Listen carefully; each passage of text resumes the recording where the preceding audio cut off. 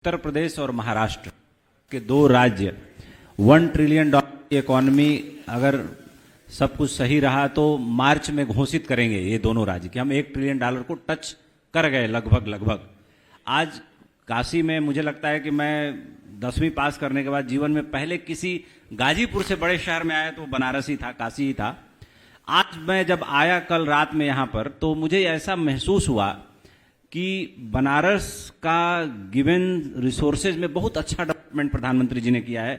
48,000 करोड़ की परियोजनाएं बनारस को दी हैं, लेकिन शायद अब बनारस का जो पुराना ढांचा था अब नई आबादी को बर्दाश्त करने में सक्षम नहीं रहा।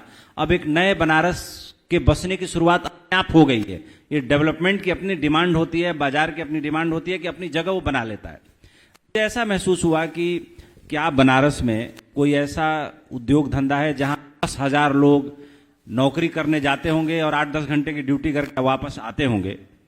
तो मुझे लगता है कि वैसे प्रधानमंत्री जी को मैंने बहुत सारी चिट्ठियां लिखी हैं और बहुत सारी चिट्ठियों का जवाब उन्होंने बहुत गिवन टाइम में मुझे दिया है। मेरे पास वो चिट्ठियां सारी सुरक्षित हैं।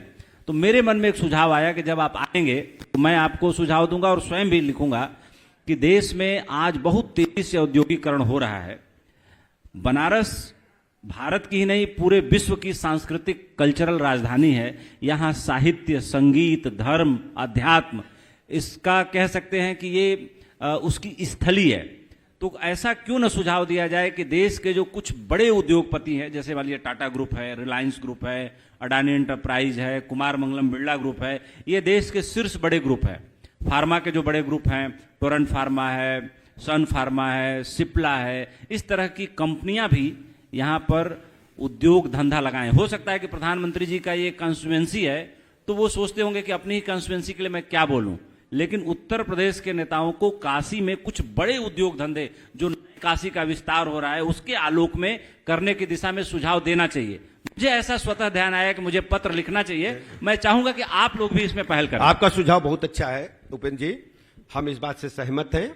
काशी में एक बड़ा उद्योग आना चाहिए और मैं पूरा प्रयास करूंगा। और मैं जैसे ही लखनऊ पहुंचूंगा मैं अपने हमारे जो संपर्क में बड़े उद्योगपति हैं उनको पत्र भी लिखूंगा, उनसे फोन से बात भी करूंगा कि काशी में एक बड़ा उद्योग आना चाहिए जिसमें काशी के युवा काम कर सकें और वापस आ सकें। वैसे मैं काशी के बारे में बता दूं, जो उद्योग की चर्चा आपने की, बनास डेयरी के उद्घाटन में हम आए थे। मैंने बनास डेयरी का मुख्यालय भी देखा है गुजरात में। अद्भुत काम अमूल प्रोडक्ट्स के लिए बनास डेयरी कर रही है और बनास डेयरी के बनने से मैं कह सकता हूं कि हजारों किसानों को फायदा पहुंच रहा है और quality product, milk product Banaras के लोगों को मिल रहा है और यह सब माननीय मोदी जी की कृपा से संभव हुआ है। ओवरऑल उत्तर प्रदेश में बेरोजगारी को कैसे एड्रेस कर रहे हैं? युवाओं को बड़ी उम्मीद है आपसे। आपने हेल्थ सेक्टर के बारे में बात की, आपने कई सारे काम इंफ्रास्ट्रक्चर के भी गिनाए हैं।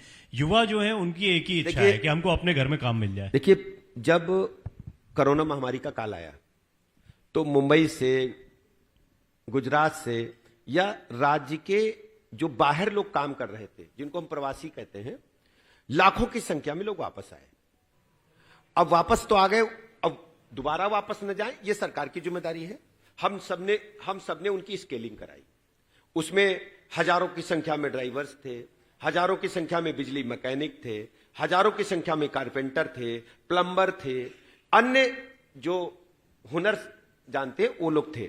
हमने सबकी स्केलिंग करा करके उनके जिले में 1 डिस्ट्रिक्ट 1 प्रोडक्ट के जो हमारे कारखाने एमएसएमईज हैं उनसे जोड़ा है। और ईश्वर की कृपा है कि अब उन लोगों को बाहर जाने की आवश्यकता नहीं है। उनकी खुशी है, प्रसन्नता के लिए वो जा सकते हैं, लेकिन अब जिले में 1 डिस्ट्रिक्ट 1 प्रोडक्ट के इतने अधिक एमएसएमईज हर जिले में है क्योंकि कोई आवश्यकता नहीं है। और सबसे इसमें चमत्कार का काम पीएम स्वनिधि ने किया है। पीएम स्वनिधि के माध्यम से, मुद्रा लोन के माध्यम से, कौशल विकास योजना के माध्यम से हमारे नौजवान को उनके क्षेत्र में ही ट्रेनिंग भी मिल रही है और लोन भी मिल रहा है बगैर गारंटी के, और बेहतर से बेहतर कार्य योजनाएं भी सरकार के माध्यम से उनको मिल रही हैं। मैं कह सकता हूं कि करोड़ों की संख्या में ऐसे नौजवानों को स्वरोजगार मिला है।